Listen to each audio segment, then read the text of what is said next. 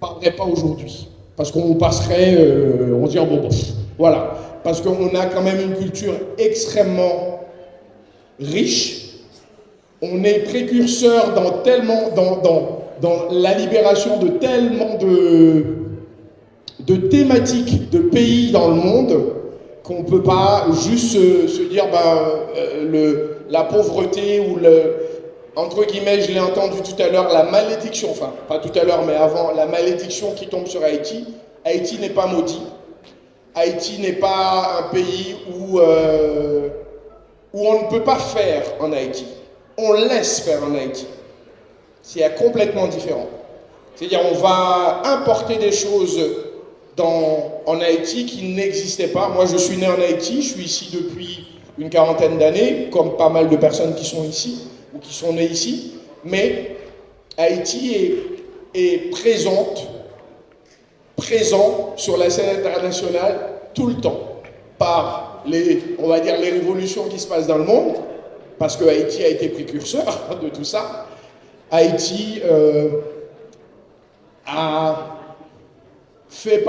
participé à la libération de la Grèce, a participé à plein de choses extrêmement intéressantes et extrêmement importantes dans le monde pour qu'on ne s'arrête pas juste à dire que Haïti est juste pauvre. Haïti est peut-être pauvre de ce qu'on lui a pas donné, des chances qui lui a pas été proposées, mais Haïti est hyper riche. Et les quatre messieurs qui représentent les deux... Ah, c'est à moi que tu dis ça? Ok. Oui, il y a quelque chose, oui.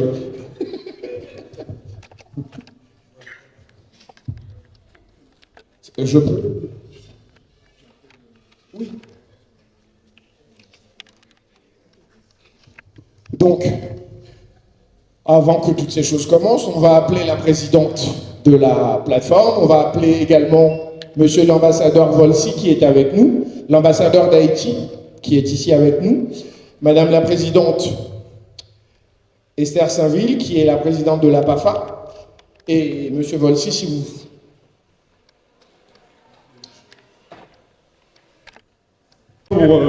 Pour ce moment, monsieur l'ambassadeur, on va vous appeler après. Donc, merci Jolin pour vous avoir fait patienter. Jolin Moïse, vice-président de la PAFA, et qui nous fait un travail formidable. Donc, on a quelques minutes de retard, mais on est encore bon dans le timing.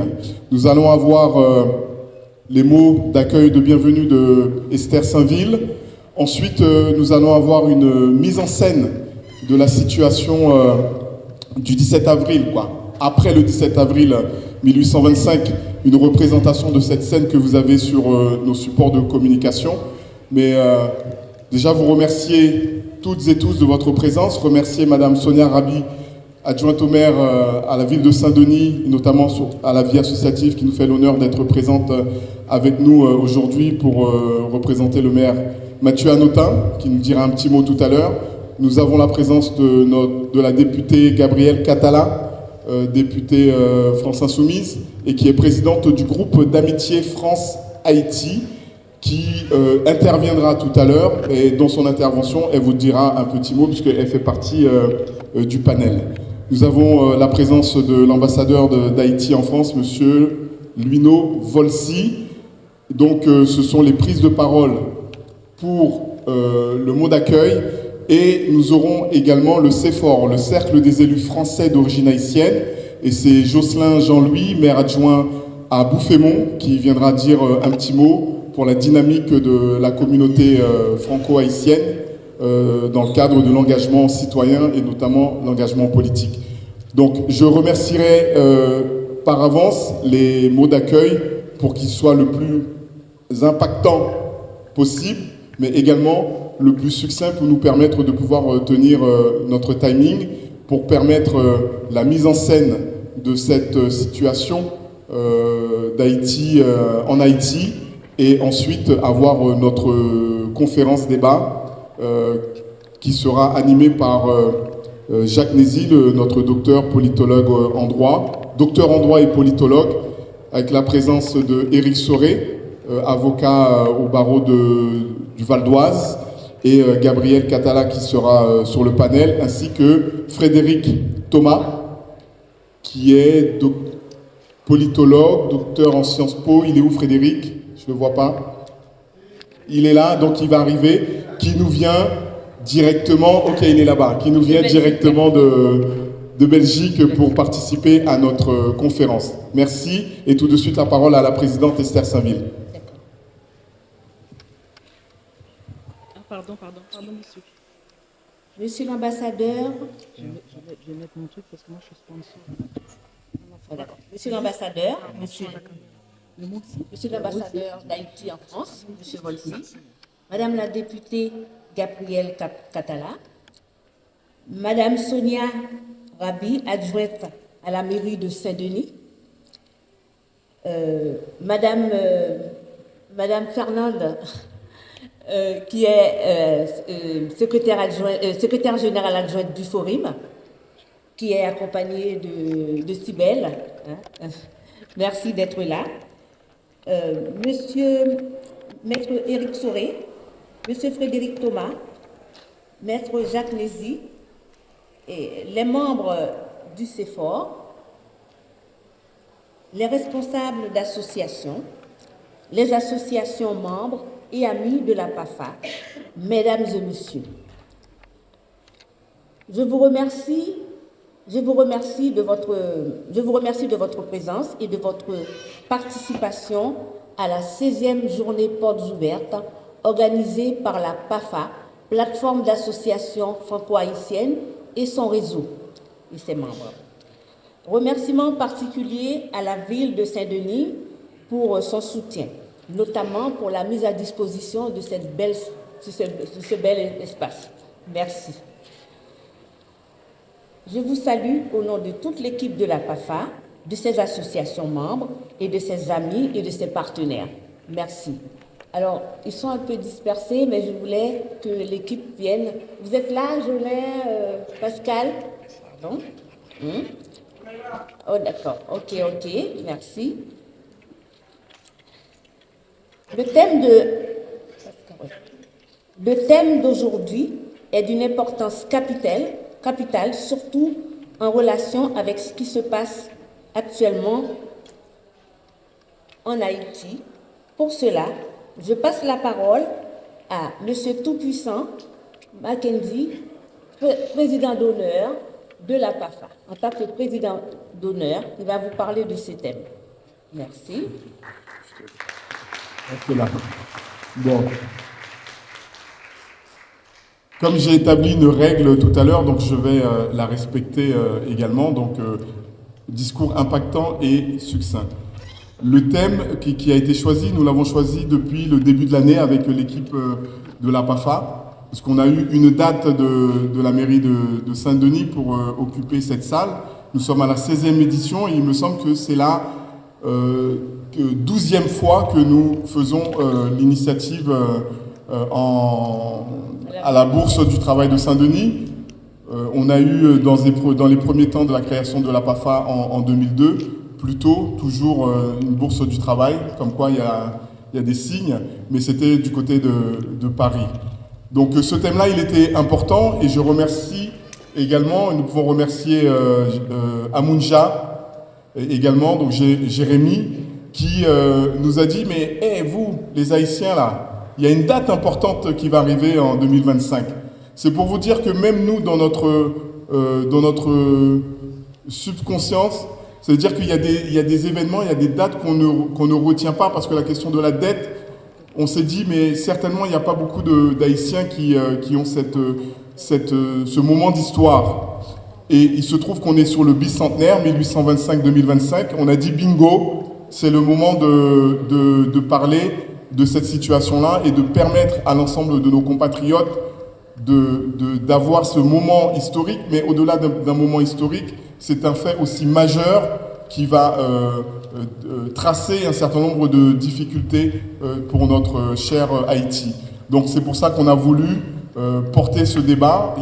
Tout au long de l'année, il y a d'autres initiatives qui vont être portées par différentes associations et différentes associations ou collectifs amis d'Haïti, parce qu'on a bien vu, je ne vais pas rentrer dans le sujet du débat tout à l'heure, que ce n'est qu'un début d'une bataille que nous devons mener, nous, la diaspora haïtienne en France, parce que nous sommes reliés directement par notre présence sur le territoire de l'Hexagone français, nous sommes directement liés. Donc il faut que nous prenions cette responsabilité de mener cette bataille pour que la France puisse, reconnaître la situation, donc un devoir de mémoire, ce n'est pas une injustice de l'histoire, et de deux, entamer un mécanisme pour la restitution de cette rançon qui a été réclamée à Haïti. Donc voilà tout ce que je voulais vous dire, et c'est tout. Voilà, merci.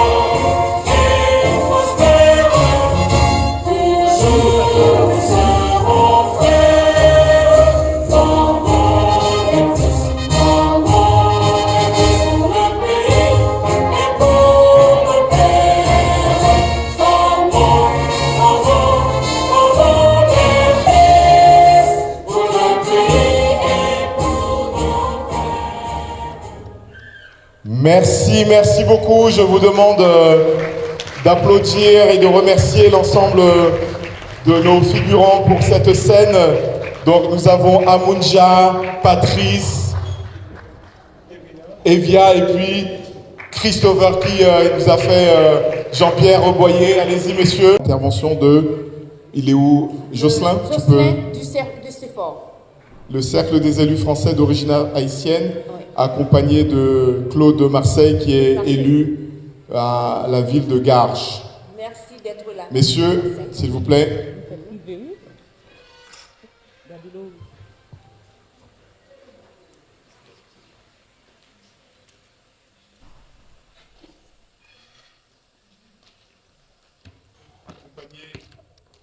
Accompagné également de Imose Bélisère, qui est conseillère municipale à la ville de Saint-Denis. Merci Mac. Il y a Éric Renaud. Nous avons un collègue Éric Renaud s'il est là. Éric, tu peux venir avec nous s'il te plaît. Éric Renaud qui est conseiller municipal dans la ville de Bruyères dans le 60. 95 c'est à la limite alors. Merci mesdames, messieurs, le CEFOR, allez-y. Tout à l'heure vous aurez l'occasion de voir Maître Éric Soré qui est très connu de la communauté. Je laisse la surprise tout à l'heure. Éric Soré, Maître Éric Soré. Monsieur l'ambassadeur, Madame la députée, Madame l'Alfred Romer, chers collègues du cercle des élus français d'origine haïtienne, Madame la présidente de la PAFA, très chère Esther, Mackenzie et les autres membres de la PAFA. Aujourd'hui, c'est symbolique, hein, c'est 16 éditions de la PAFA, 16 éditions. Pourquoi je dis ça? Parce que j'ai débuté ma carrière dans la communauté haïtienne au sein de la PAFA. Je n'arrête pas de le dire.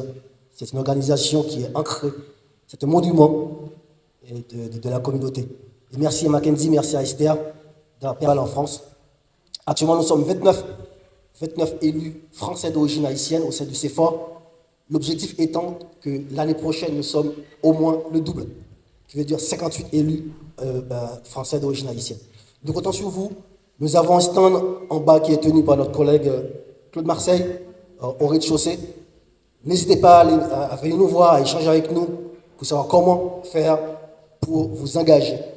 Cet engagement citoyen, c'est hyper important, non seulement de servir la France et de servir Haïti, notre patrie, notre pays d'origine. Ce n'est pas un combat facile, mais nous aurons besoin d'élus, nous aurons besoin de bras pour soutenir cette cause-là.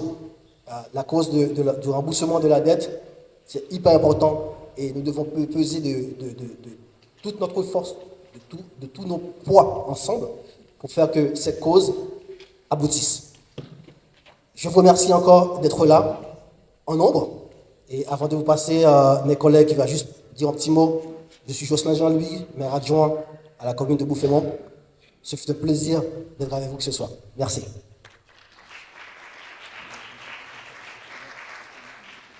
Bon, mes collègues ils décident de ne pas parler. en tout cas, merci encore, merci à tout le monde. Et puis, et bonne fête, hein, bonne ambiance avec la PAFA. Merci.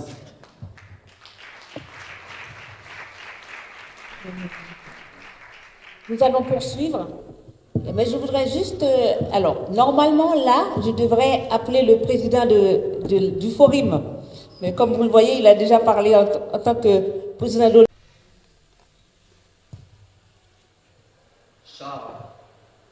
Charles, par la grâce de Dieu, roi de France et de Navarre, à tous présents et à venir, salut. Voulant pourvoir à ce que réclame l'intérêt du commerce français, les malheurs des anciens colons de Saint-Domingue et l'état précaire des habitants actuels de cette île, nous avons ordonné et ordonnons ce qui suit. Article 1er. Les ports de la patrie française de Saint-Domingue seront ouverts au commerce de toutes les nations. Les droits perçus de ces ports, soit sur les navires, soit sur les marchandises, tant à l'entrée qu'à la sortie, seront égaux et uniformes pour tous les pavillons, excepté le pavillon français en faveur duquel ces droits seront déduits de moitié. Article 2. Les habitants actuels de la partie française de Saint-Domingue verseront à la Caisse générale des dépôts et consignations de France, en 5 termes égaux d'année en année, le premier échéant le 31 décembre 1825, la somme de 150 millions de francs or, destinée à dédommager les anciens colons qui réclameront une indemnité. Article 3. Nous considérons à ces conditions, par la présence d'ordonnance aux habitants actuels de la partie française de Saint-Domingue, l'indépendance pleine et entière de leur gouvernance. Et sera la présence ordonnance scellée du Grand Sceau Donné à Paris, au château des Tuileries, le 17 avril de l'an de grâce 1825 de notre règne premier.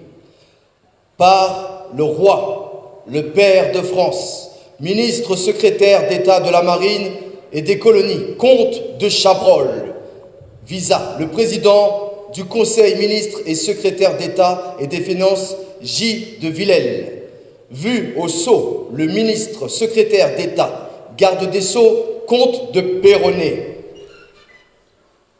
Mode d'évaluation du montant de l'indemnité fixé par l'ordonnance de 1825, voici.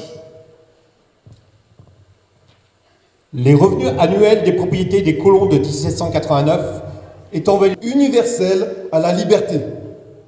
Je porte sur mes épaules la responsabilité suprême de protéger notre peuple, non seulement contre les armes visibles, mais aussi contre les pièges d'un isolement qui étoufferait notre avenir. Haïti ne reniera jamais les sacrifices de ses fils et filles, ni les idéaux qui ont fait jaillir sa souveraineté du feu de la Révolution. Mais en ce jour, face à l'épreuve que nous impose la France, je fais le choix douloureux, mais nécessaire, d'épargner à notre peuple le tumulte d'une guerre que nous ne souhaitons pas et de lui ouvrir, malgré le fardeau, la voie vers la reconnaissance internationale et le développement. Nous acceptons, non par la soumission, mais dans la pleine conscience de bâtir une paix durable, de consolider nos institutions et de léguer aux générations futures une Haïti debout, digne